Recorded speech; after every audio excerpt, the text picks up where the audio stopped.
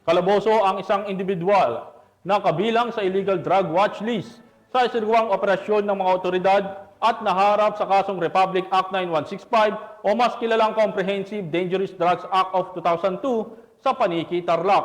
Ang report mula kay Patrolwoman Maureen Quiaqui.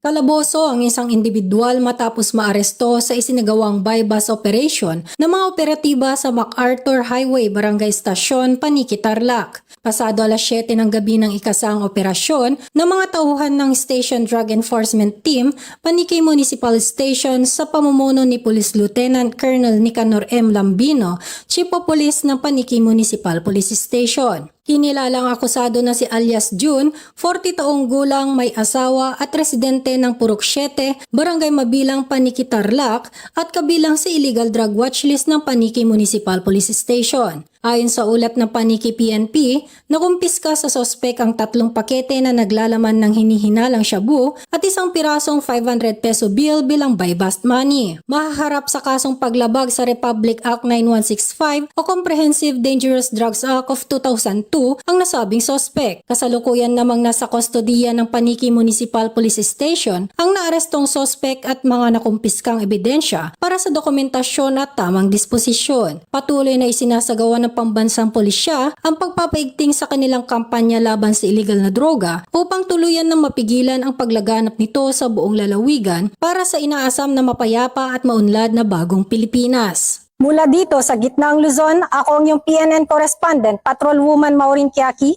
alagad ng batas, tagataguyod ng balitang pulis.